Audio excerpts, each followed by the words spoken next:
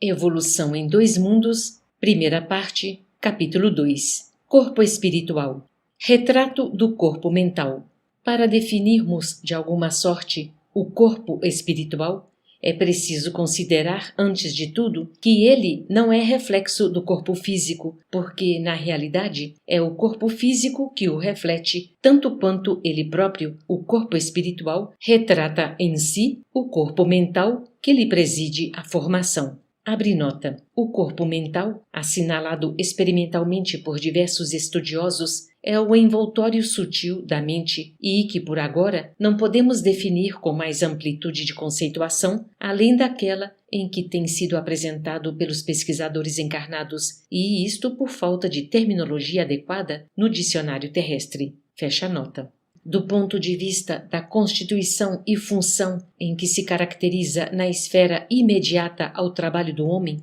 após a morte, é o corpo espiritual o veículo físico por excelência, com sua estrutura eletromagnética algo modificado no que tange aos fenômenos genésicos e nutritivos, de acordo, porém, com as aquisições da mente que o maneja. Todas as alterações que apresenta, depois do estágio berço-túmulo, verificam-se na base da conduta espiritual da criatura que se despede do arcabouço terrestre para continuar a jornada evolutiva nos domínios da experiência. Claro está, portanto, que é ele, santuário vivo em que a consciência imortal prossegue em manifestação incessante além do sepulcro, formação sutil, urdida em recursos dinâmicos extremamente porosa e plástica, em cuja tessitura as células, noutra faixa vibratória, à face do sistema de permuta visceralmente renovada, se distribuem mais ou menos à afeição das partículas coloides com a respectiva carga elétrica, comportando-se no espaço segundo a sua condição específica e apresentando estados morfológicos conforme o campo mental a que se ajusta.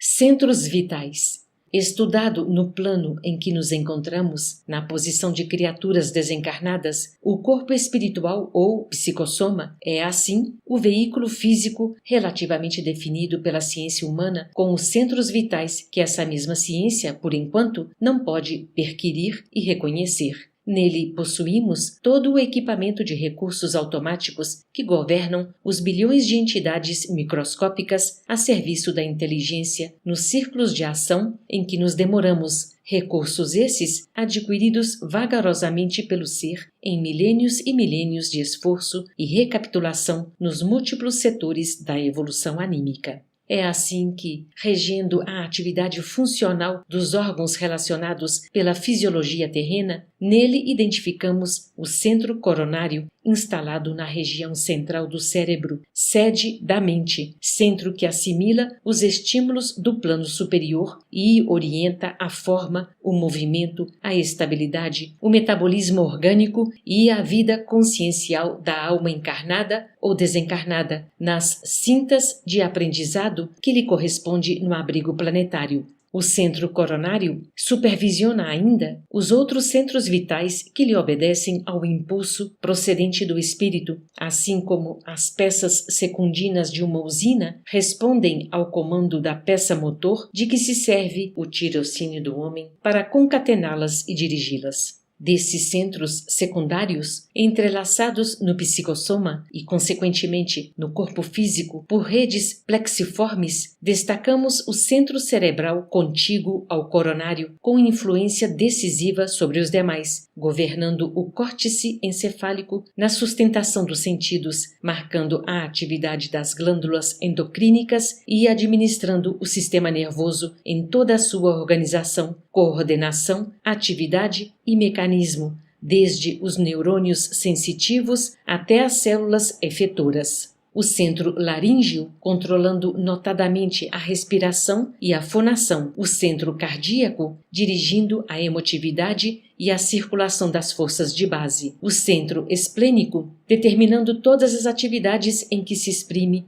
o sistema hemático dentro das variações de meio e volume sanguíneo. O centro gástrico, responsabilizando-se pela digestão e absorção dos alimentos densos ou menos densos que, de qualquer modo, representam concentrados fluídicos penetrando-nos a organização. E o centro genésico, guiando a modelagem de novas formas entre os homens, ou o estabelecimento de estímulos criadores com vistas ao trabalho, à associação e à realização entre as almas. Centro coronário. Temos, particularmente no centro coronário, o ponto de interação entre as forças determinantes do espírito e as forças fisiopsicossomáticas organizadas. Dele parte, desse modo, a corrente de energia vitalizante formada de estímulos espirituais com ação difusível sobre a matéria mental que o envolve, transmitindo aos demais centros da alma os reflexos vivos de nossos sentimentos, ideias e ações, tanto quanto esses mesmos centros, interdependentes entre si, imprimem semelhantes reflexos nos órgãos e demais implementos de nossa constituição particular, plasmando em nós próprios os efeitos agradáveis ou desagradáveis de nossa influência e conduta.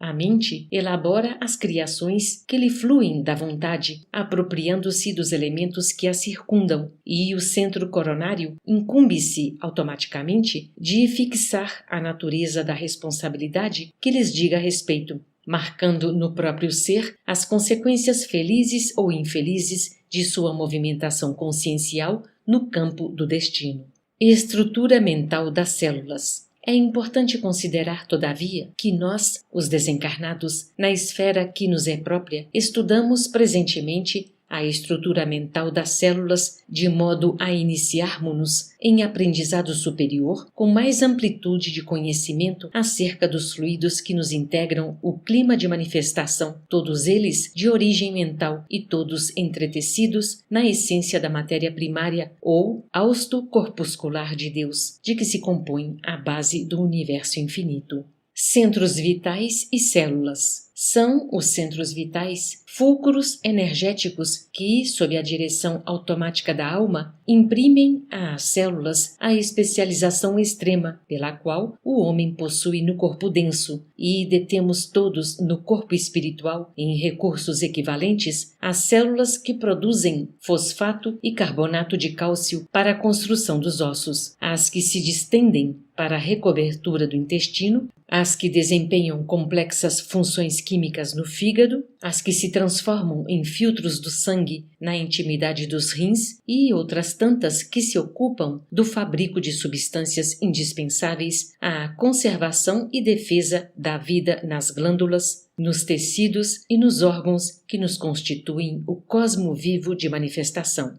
Essas células, que obedecem às ordens do espírito, diferenciando-se e adaptando-se às condições por ele criadas, procedem do elemento primitivo comum, de que todos provimos em laboriosa marcha no decurso dos milênios, desde o seio tépido do oceano, quando as formações protoplásmicas nos lastrearam as manifestações primeiras. Tanto quanto a célula individual, a personalizar-se na ameba, ser unicelular que reclama ambiente próprio e nutrição adequada para crescer e reproduzir-se, garantindo a sobrevivência da espécie no oceano em que respira, os bilhões de células que nos servem ao veículo de expressão, agora domesticadas na sua quase totalidade em funções exclusivas, necessitam de substâncias especiais, água, oxigênio e canais de exoneração excretória para se multiplicarem no trabalho específico que nosso espírito lhes traça, encontrando, porém, esse clima que lhes é indispensável na estrutura aquosa de nossa constituição fisiopsicossomática, a expressar-se nos líquidos extracelulares formados pelo líquido intersticial e pelo plasma sanguíneo.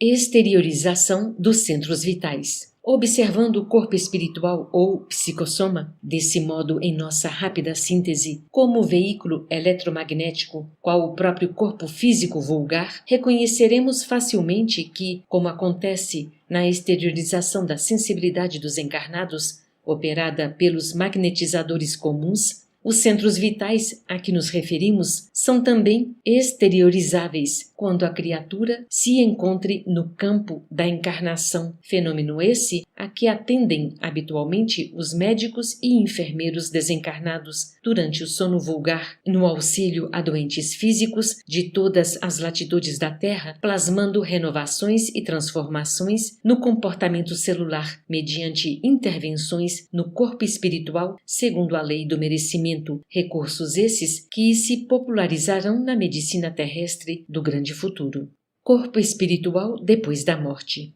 Em suma, o psicossoma é ainda corpo de duração variável, segundo o equilíbrio emotivo e o avanço cultural daqueles que o governam, além do carro fisiológico, apresentando algumas transformações fundamentais depois da morte carnal, principalmente no centro gástrico, pela diferenciação dos alimentos de que se provê, e no centro genésico, quando há sublimação do amor na comunhão das almas que se reúnem no matrimônio divino das próprias forças, gerando novas fórmulas de aperfeiçoamento e progresso para o reino do espírito. Esse corpo que evolve e se aprimora nas experiências de ação e reação no plano terrestre e nas regiões espirituais que lhe são fronteiriças, é suscetível de sofrer alterações múltiplas com alicerces na fraqueza proveniente de nossa queda mental no remorso ou na superfraqueza imposta pelos delírios da imaginação a se responsabilizarem por disfunções inúmeras da alma nascidas do estado de hipo e hipertensão no movimento circulatório das forças que lhe mantêm o organismo sutil e pode também desgastar-se na esfera imediata à esfera física para nela se refazer através do renascimento segundo o molde mental pré-existente ou ainda restringir-se a fim de se reconstituir de novo no vaso uterino para a recapitulação dos ensinamentos e experiências de que se mostre necessitado de acordo com as falhas da consciência perante a lei.